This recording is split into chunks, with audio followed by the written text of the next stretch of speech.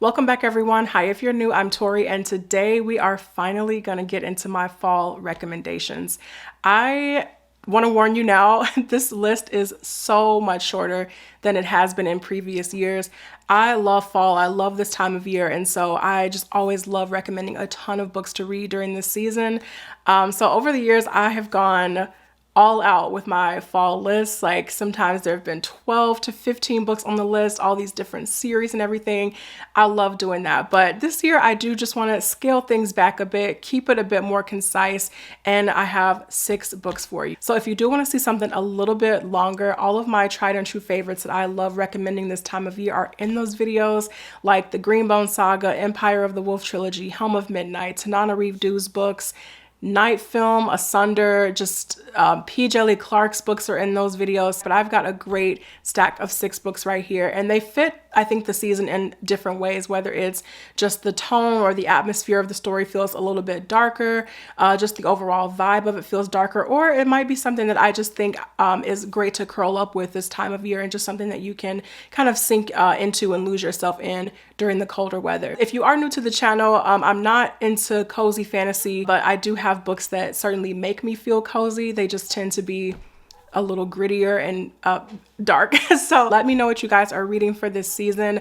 I hope you enjoy this video and find some good recommendations. And yeah, let's get into it.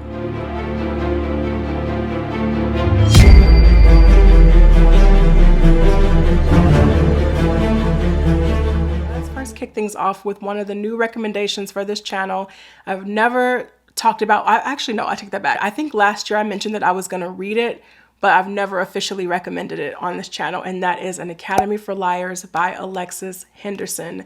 This was fantastic, you guys. I'm now 2 for 2 when it comes to Alexis Henderson because I read and loved her debut novel, The Year of the Witching, and I just thought this was perfect. Our main character in this is this young woman named Lennon, and the book starts off when she finds out her fiance is cheating on her. From there, she's having some really dark thoughts. She's contemplating suicide.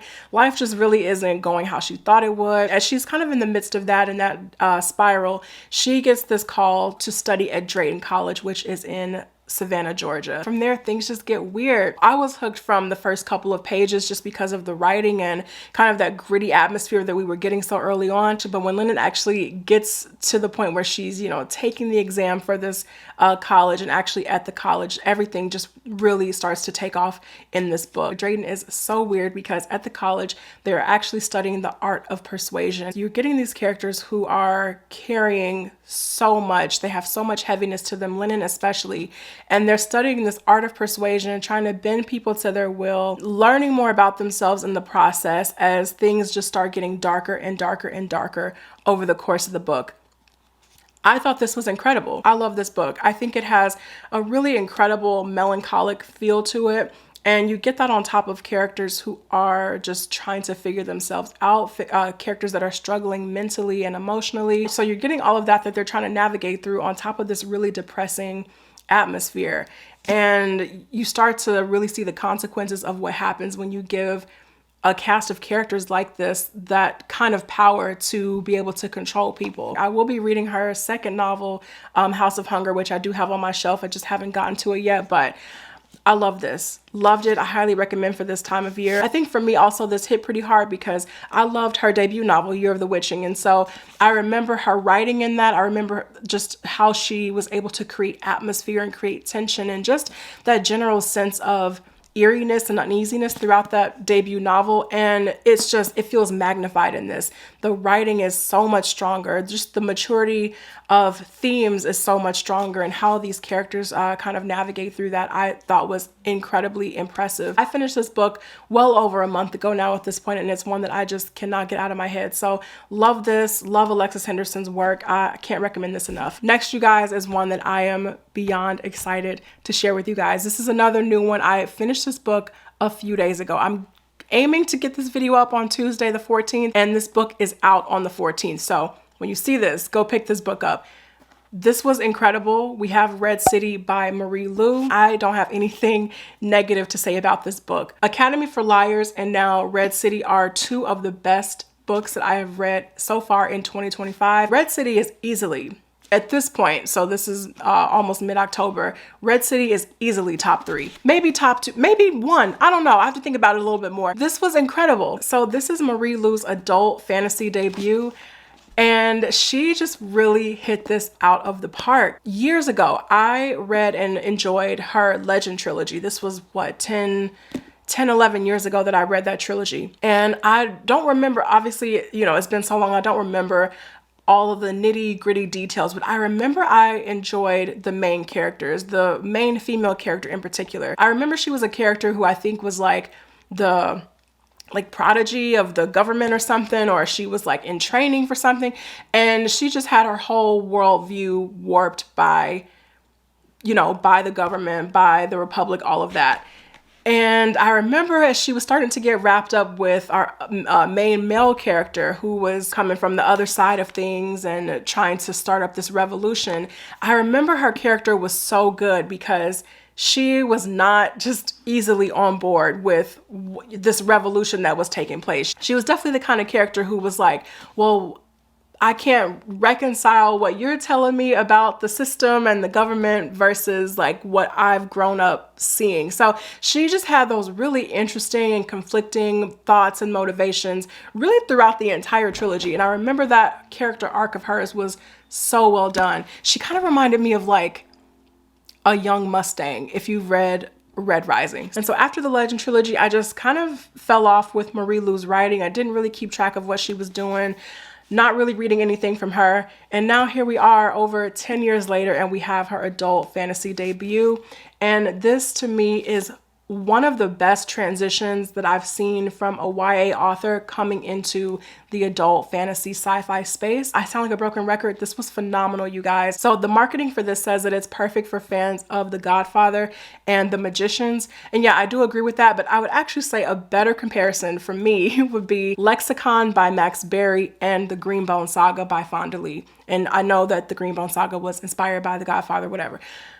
That to me is a great combination, those two right there. But I think Marie Lu has done such a fantastic job of making Red City feel like its own really unique story. I cannot get this out of my head. I cannot get these characters out of my head. So in this, we have a world where there are syndicates all over the world. And these syndicates can use and manipulate, control alchemy in so many different ways. And so the story takes place in this alternate version of Los Angeles. And in the city, we have two major syndicates that have been rivals for decades. But at the heart of the book, we have our two main characters, Sam and Ari, who are childhood best friends, but who end up getting wrapped up with these different syndicates. And as time passes and they're growing up, their loyalties start to be tested to the syndicate, but also to each other and what they remember from each other as children and just all of that.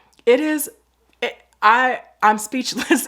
I love that we actually get into like the nitty gritty science in a lot of places about alchemy and what it can actually do and how these characters can use it to manipulate different things. Not only are our main characters in this just so strong, the entire cast of side characters are incredibly strong. The leaders of these syndicates, they are so manipulative. They're so toxic. Our main female character, Sam, she is kind of impressionable, but she's really ambitious at the same time. She wants to do whatever she can for herself and for her mother. And so she's getting wrapped up into all of that, getting wrapped up into the wealth and the luxury of these syndicates. And the way that that is just always being used against these two and like in different ways, I love this. I love this. I think this is really, really gonna blow up for good reason. This was incredible. This was incredible. This is the first book in a planned series. I don't know how many books it's gonna be, but I will be reading the sequel. I just, all around, 10 out of 10. I have absolutely no notes about this. This was incredible. This needs to be on your TBR. Go read this. Next up, you guys, is the first book in a series that I've talked about quite a lot, but I can't remember if I've ever like officially included this in a recommendations video, let alone fall recommendations. I feel like I am going to go back and see that I actually have included this in probably like several recommendations videos at this point, but this deserves all the hype. And I just, again, have nothing negative to say about this series either. And that is the Dandelion Dynasty series by Ken Liu. Currently, I'm on book 3, The Veiled Throne. I just recently started it. So We got a lot of work to do because that book is almost 1,000 pages, but it is currently in progress now. But it all starts with The Grace of Kings. This is book 1. And this book and its sequel, The Wall of Storms, both made my #1 books in the years that I read them. So Wall of Storms was last year. Grace of Kings the year before. We'll see where, I'm going to finish out the series this year, so we'll see where Veiled Throne and Speaking Bones lands on that list this year. But the Dandelion Dynasty is just a one-of-a-kind, incredible fantasy series. I think I mentioned this in my video last year when Wall of Storms made the best list, is that nobody is doing it like Ken Liu. This is just the best fantasy series that I have ever read. I think this is a series that I've just been associating more so with colder weather, like fall and even early winter, just because that's when I've been reading these books in the series. But this is such an epic, sweeping story of history in a lot of ways that I think is just so perfect to lose yourself in, especially this time of year. In this first book, The Grace of Kings, I've heard a lot of people, say this, especially when they get into the series for the first time, is that The Grace of Kings feels so much like a prologue. And I completely agree with that, because you read all of this, you get this almost like crash course in the history of Dara and these people and the wars that have been going on and the rebellion that we as the reader just kind of get thrust into when the book starts. You get all of that in this first book and these two iconic characters in Kuni and Mata, and you're following their journey. And then you get to the Wall of Storms and you're like, oh, this is where the real story actually starts. You just needed all of that background and all of that foundation in this first book to really, get the story started and really push you off in that direction. But all that being said, this is phenomenal. And I think the way that it's told just adds to how amazing this story is and how sweeping it is. Ken Liu, I was familiar with his short story writing before I actually got into the Dandelion Dynasty series. So I've always, really enjoyed his writing. I've always known he was a really strong writer, but a lot that's happening in this first book goes by so quickly. You're meeting so many new characters. There are plots that are carried out in the span of like a page. You're hopping all over the world and all these different territories and kingdoms and stuff. So it's a lot of that going on, and you really feel that Ken Liu is putting that short story skill to work in this first book. So I just love this. I cannot get enough of this series. I love just the way that it's expanded over the course of the 3 books so far. I can't wait to wrap up Veiled Throne and Speaking Bones really soon. But this is, again, just a one-of-a-kind fantasy series. I think it is a must-read for the fantasy genre. So I think this is such a perfect time of year to lose yourself in a story this big and this epic, and it's just going to be well worth the read. Next up is Rose House by Arkady Martine. This is a book that I actually read a little bit towards the beginning of the year, and I mentioned it in one of my wrap-ups, but it's making its like official recommendations debut. I really like Arkady Martine's writing. She's one that I just really want to see more from in the sci-fi space, because I also loved A Memory Called Empire. I just think she's such a great voice in the SFF genre, so can't wait to see what she does next. But Rose House, I think, is great for this time of year because it is just so creepy. It's blending a lot here. We get the terrors of AI in a lot of ways, but also there's a murder mystery at the heart of the story. So kind of the foundation of this story is that we have this architect, and his most famous creation was Rose House. And in a lot of ways, the house itself is AI, not like the house is equipped with AI. Like the house itself is just unhinged and really creepy. And the architect's protege is one of the main characters of this story. She wants nothing to do with this legacy. She just kind of washes her hands of it. But the book starts when someone who is not supposed to be in the house is found dead in the house. The house actually reports it, and detectives get involved, and they actually pull the protege back into the mix. And they're like, listen, you're the only one who knew this architect well. What is going on? Tell us what's happening and how we get inside this house, and let's unravel it from there. I think it's a lot of great commentary in here about the current state of AI, where it's going, but also there's a really intriguing mystery that is pushing the narrative forward too. So this is great for this time of year. I remember the house just had some really unsettling and just really creepy lines. And I was like, oh, you're gonna let the house talk to you like that? So again, some really good stuff in here. I can't wait to see more from Arkady Martine in the future. And I hope it's not too far in the future, because yeah, she's great. Next up, we have another book that is making its first time appearance on the channel, and that is Age of Ash by Daniel Abraham. This is book 1 in the Kithamar trilogy. This was so unexpectedly good, not in a bad way at all, just like a really like pleasant surprise. I've been wanting to get into Daniel Abraham for a while now. I have the first book in his Long Price Quartet on my shelf, A Shadow in Summer, but I wasn't quite ready to dive into that. Like, it sounded good, but just not one that was really calling to me in the moment. But there was something about Age of Ash that just has had my eye for a while too. And so I picked up this first book and was really blown away by how much I enjoyed this. And I think what makes it so great for this time of year is the city of Kithamar is so vibrant and so gritty and dark. It's a city that is incredibly powerful in just terms of like their economic trade and politics and everything. But like all cities, it has this underbelly to it, and the characters and the culture that make up kind of that more gritty side of Kithamar is just incredible. I just overall really enjoyed this. I think this trilogy is supposed to be the kind of almost like the same story but from different perspectives, or like the same span of time in the city but from different perspectives. And so our main character in this first book is Alice, and she comes from one of the poorer sides of the city. You know, she has her older brother Darrow, who's always been there, and just again the makeup of that side of the city and the culture is just so well fleshed out. You really feel like the characters have been shaped by their experiences in the city in really believable ways, and they act accordingly. But the whole thing kicks off when the prince dies. But on a more scaled down level, you have Alice, of course, and her brother Darrow, and her brother is murdered. And so from there, Alice goes on this journey of trying to figure out what happened to him, who killed him, and why, what's going on. And it just gets her involved in different parts of the city, different political sides of the city in just some really unexpected ways. I think it also works really well for this time of year because it does start in that fall and it moves through some different seasons. And so you're getting the more like cold and gritty and unforgiving sides of Kithamar. I thought this was great. I love how the city itself just feels like its own fleshed out character, and how different characters in different parts of the city respond to it in different ways. I was in the middle of this and I went out and I got book 2. So that should tell you how much I enjoyed this. So highly recommend, and I cannot wait to include this in some more recommendations videos and get to the second book, Blade of Dream. And then last but certainly not least, you guys, gotta bring it back up. I gotta talk about The Will of the Many. I love this book so much. When I read it last year, this very quickly, very easily became not only just one of my favorite book ones in a series, but just one of my favorite books.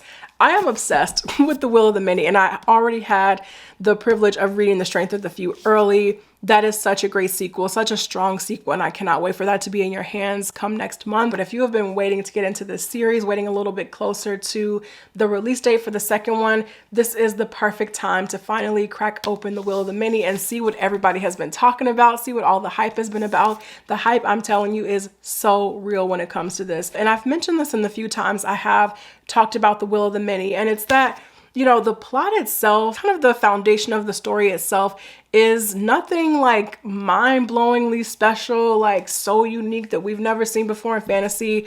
You've got this republic, they've conquered other places, and you have our main character Vis, who comes from one of the last places that was brought under the umbrella of the Republic. And he, you know, he's kind of just been doing what he can to get by, just lay low, make ends meet. And he gets an opportunity to study at the prestigious academy. And from there, we start learning so much more about the structure of the society. It's an incredible magic system at the heart of this book called Will. We start learning a little bit more about that and its uses, but also the little political pieces that are in play over the course of this story. So, you know, I mentioned that just the foundational kind of premise of this is nothing that we haven't seen before in fantasy. It's not mind-blowing or anything. What is so incredible and what makes it mind-blowing is the way that Islington is able to spin this story into something that we truly have not seen before. Just, I really appreciate that about his storytelling and about his writing, especially now that I've finished the Lycanius trilogy. You know, you have these simple concepts and simple ideas, but he is just able to do something and just completely flip it on its head and just completely turn it upside down and make you see a completely new and unique story. And that is what we get in The Will of the Many. I love this as a main character. I love this first book. The journey of this first book is so just absolutely unhinged, you guys. The way that it ends will have you wanting for book 2 immediately. immediately. And I just think this is the perfect time to start this series. I think because it does have that academy setting at the heart of it, it definitely lends itself to being something perfect for this time of year. But even just beyond that, getting to know the magic and getting to know the setup of the society and the, you know, all the different side characters, I think it's so good. I wish I could read this book for the first time again and just experience it all for the first time again. I really hope you guys pick up Will of the Many, especially now that we're getting closer to the sequel. And if you have read the Will of the Many and you're waiting on the sequel, I recommend rereading this book. And if you don't want to reread the whole thing, I recommend rereading at least the last like 100 pages. I think this is a must read, not even just for this time of year, but just for the fantasy genre as a whole. If you're a fantasy reader, definitely give the Will of the Many a read. Incredible. So that is it for me, you guys. Thank you all so much for watching this video. I really appreciate it. Again, let me know down in the comments what you're reading this time of year. Let me know if you have read any of these already. Please put Red City on your TBR. Request it at the library. Go out right now and go pick it up from the bookstore. Do whatever you have to do to get Red City in your hands. So yeah, that's it for me. I will see you guys in the next video, but until then, take care.